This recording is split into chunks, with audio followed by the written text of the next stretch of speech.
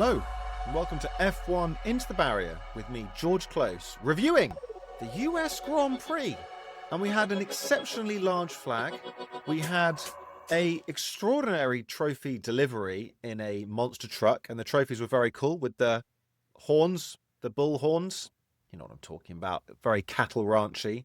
And we had an extraordinarily long race weekend because it was a sprint weekend. Still not sold on the sprints, but it means we have an awful lot to get through. So we go again, Marshals. What have we got in store for us? Okay, as an overview, as a head start, what is it that links Sebastian Vettel, Michael Schumacher, Lewis Hamilton, Max Verstappen, Fernando Alonso, Mika Hakkinen, recent world champions? They were ruthless. They were ruthless. And early in the season, I think we saw Piastri have that cold, calculated, ruthless edge, but seems to be not there at the moment. And it's given wiggle room for Lando Norris, but also for Max Verstappen to creep in. I think a little bit if this is McLaren's papaya rules racing philosophy, it loses some of the natural tension that we want to see bubbling over on screen. Listen, behind the scenes, I'm sure it's huge. These opportunities may only come around once. Ask Jenson Button, ask Damon Hill, ask every one-time world champion. It's no guarantee you'll ever get an opportunity to win a world championship. So I just want to have that in mind when we think about Max and how he's cut the points deficit from 110 down to 40 points in 5 races. Got to be worried. Got to be worried. Okay, let's talk about the weekend though. Sprint quali. Not much to talk about. I just thought Ferrari went nowhere on Friday. I'm going to talk about Ferrari, Christian Horner rumours, and Fred Vasseur later as well. In the sprint itself, though, obviously the big moment was Oscar and Lando coming together. We had Zach Brown blame Hulkenberg for being amateurish at the time, but he's retracted that, and I think fairly. What I would say is the most optimistic person in that scenario was Oscar Piastri, but I see why he did it. You have to take this opportunity. He saw Lando was pushing him wide, and so he tried a cutback, but just trying a cutback on the first corner where you've got people coming up your inside isn't necessarily the smartest move. Thought Fernando Alonso was also maybe a little bit optimistic, but racing incident ultimately. I don't think it needs to be more than that. We then got to see at least George Russell have one go on Max Verstappen. I think that could be the closest anyone gets to Max all season. That car is flying. It's so slippery.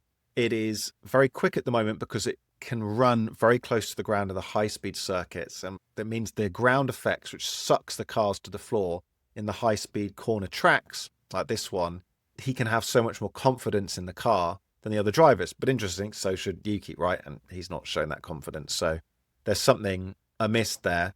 But yeah, interesting. Max incredibly quick at the moment. We then had Leclerc's mistake, I thought was interesting. Lewis had qualified ahead of Leclerc in the sprint, but got checked by Piastri after the incident. Leclerc got ahead, but then made the error. And he pushed Lewis really hard. But I thought fair. I like these teammates racing one another. And ultimately, Leclerc is very, very precise with how he puts the car. We saw it actually in the main race as well with Oscar. He can be trusted to place his car very accurately and people can race around him. I thought it was a good battle. Moving on to quali. My notes here. Bearman in quali. Yeah, Bearman's been quite good in quali, hasn't he? He's quick, but something interesting. He's only 13.10 over Ocon in the season, include sprints. My feeling was that it would be more. I think it shows that Ocon's maybe slightly quicker than he's given credit for, but overall I like Bearman. There's something about him. He's got a bit of nous in defence. He's quick, he's young, there's opportunity there. I think he's been one of the better rookies. Max, again, delivers. He's just so calm at the moment, so comfortable in the car, can deliver under pressure, likes going out last across the line. Not that he needed to, because he'd already put in the exceptionally quick lap, because they kind of messed that up. They messed Yuki's quali up as well, didn't they, in both sessions, really. But I think Yuki's just under pressure. He tried to blame Liam Lawson for getting in his way, but there wasn't much in there. I think Yuki's just under pressure at the moment. Quali, though, I think what we are seeing, the new trend, Leclerc and Hamilton are getting very close. We saw it with Sainz, actually. He took a while to get up to Leclerc's level as well in quali at the Ferrari, and I think Lewis is now getting there. I think there's actually a lot of positives to come from Ferrari recently. Obviously, it looked like they were nowhere on Friday. I think they'd have been really disappointed after last week where they seemed to be fourth quickest car. But actually, on some more reflection, I think there's problems with the car and its speed, definitely at certain tracks. But their processes, when was the last time we spoke about a Ferrari strategy blunder? Don't remember. If anything, they were the strategy opportunists on Sunday. Thought that was interesting. Hadja's crash. Trish Hadja, don't want to be doing that. Don't want to be doing that. for your new employers next year at Red Bull. And then just to reinforce how good George Russell is, he's 23 in quali over Antonelli at the moment, which is, again, Antonelli is good. He's okay at overtaking. You're not seeing any blistering overtakes too often from him, are you? I know he had his blip in form. Quali, he's definitely struggling. George is an exceptional qualifier and has obviously been in the sport for a lot longer, so I thought George was always good at out-qualifying Antonelli, but given the hype that was around him, just interesting to point out that, yeah, 23 domination. And then we come on to the race. I just want to note a mega start from Max. He placed the car beautifully, didn't he? He got a good start. He's very, very good at starts. Not always the quickest reaction speed, but he's incredibly good going through the phases. Just a quick note, Red Bull tried to detach the tape that they put on the wall to line up Lando Norris's car, and they got a $50,000 fine for doing it. It's not the first time they've tried to do it, apparently. Very Red Bull, very Red Bull. Anyway, despite Red Bull's antics, listen, the teams like being cheeky, but Red Bull, they like doing stuff like that, don't they? Max Megastart placed this car beautifully, and we didn't really have to think about him for the rest of the race, did we? I thought Leclerc starting on softs was interesting. There was maybe an opportunity to go at Max with the softs, wasn't there? Gets the jump on Lando, but why didn't Lando go on softs? Interesting question raised in the driver's briefing room afterwards, actually, I saw as well. Once Lando did eventually get past Leclerc, the very end of that stint, I did think it was a bit dumb to hold up Hamilton because they were on different strategies, different tyres. So I think maybe they didn't need to do that, but I don't think it ultimately made too much of a difference. Early on, Carlos, good form. Yeah, he's been in good form recently, but it was clumsy into Antonelli, wasn't it? Very clumsy, not very Carlos. They've been having so many positives, actually. The Williams team are finding themselves in a difficult time at the moment. I wonder if it's just because of how much emphasis they're putting on next year's development. I suspect that plays into it. I did think when Lando was first trying to get past Leclerc, by the way, he's a little hesitant on the lunge. And how did he get the move done in the second part of the race? The lunge. Obviously, he can't afford a DNF, so I'll give him that credit. But I just felt maybe instinctively he could be a little stronger, lunging down the inside. And McLaren's bluffs for going into the pits early are terrible. Teams don't even bother listening anymore. Maybe they keep trying to cry wolf to eventually trick someone. It's a long-term strategy game. Could be maybe final race of the season. Max Verstappen to win the championship, and they actually pull off the double bluff. Could be. Bearman versus Yuki's incident. Yeah, Yuki moved under braking. I didn't think it was the biggest gap, to be honest, for Bearman to go into. I don't think it was a huge gap, but he moved under braking, and yeah, I think that was pretty clear. Lando coming back on Leclerc, though, was nice, particularly after getting coached by Will Joseph, his engineer, to ease off a bit, let the tyre temps cool down, go again, opportunities will be there. Got the good move. I thought that was really encouraging for Lando. Definitely got some momentum, doesn't he, going into the final races, Lando. It's going to be close. It's going to be real close. We'll come on to who I think is going to win the championship at the end. Colapinto ignoring team orders. I like that. I actually thought he was completely fair. Why? He was under pressure from behind. He was faster than Gasly. We proved by getting the overtake done. Why stay in order and risk all that pressure? Thought Alpine got that wrong. He's also fighting for his place, that he's not just some backup driver, and he's got to be selfish. Formula One drivers have got to be selfish. I think Lando Norris and Oscar Piastri might have to get a bit selfish as well. Lewis's front right tyre at the end of the race. That was fun, wasn't it? Yeah, being chased down by Piastri.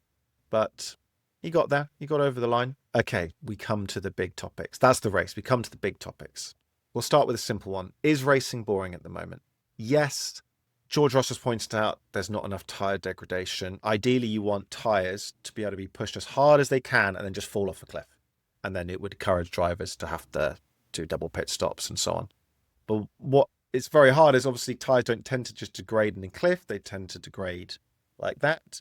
And so if you don't make them resilient enough, it means you have to tyre save. Now, Pirelli have actually given the drivers a lot more resilient tyres this year, which is good because you're not seeing drivers just back off and have to tyre save all the time. You're seeing them be able to put in much faster laps, which I think is what we want from Formula One. And it is hard to have that tyre drop off because they don't have refueling. There's that delta gone. Now, I actually don't think we should bring back refueling. I know they've looked into it, but I just think that the danger around it that we used to have in the pit lane, I think it's good that we don't have refueling. You might disagree. Let me know, actually, if you disagree. But you need about a half a second to overtake the car in front of you. And because the cars in the top six are so close at the moment each race, they're only about 0.3 between sixth and first on average at the moment. Mad. It's so close. It's so close compared to times gone by.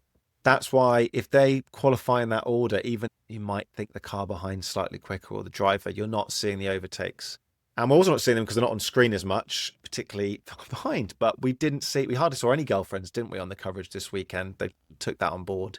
I don't mind the odd girlfriend, but we just saw us seeing too many celebs. And I know you can have the battle cams and so on, but I wish the main coverage, we would see a bit more of the middle order.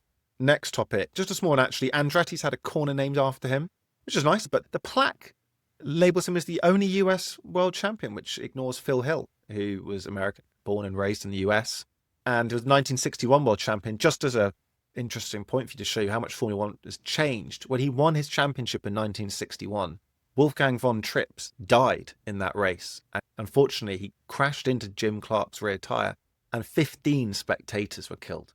Formula One is so different now. I think we forget how incredibly brave the drivers were, because how many were killed, and the safety record in Formula One. And it shows you actually when people are a bit reckless with the safety still in Formula One, why it's a little jarring sometimes. But yeah, shout out to Phil Hill. Obviously, shout out to Andretti, incredible driver as well. But Phil Hill, overlooked. We don't want Phil Hill being overlooked, do we? The other big topic I wanted to cover was Ferrari. Yeah, rumours linking Christian Horner with Ferrari. I think it'd be a terrible decision. I can't see him working with Lewis very well.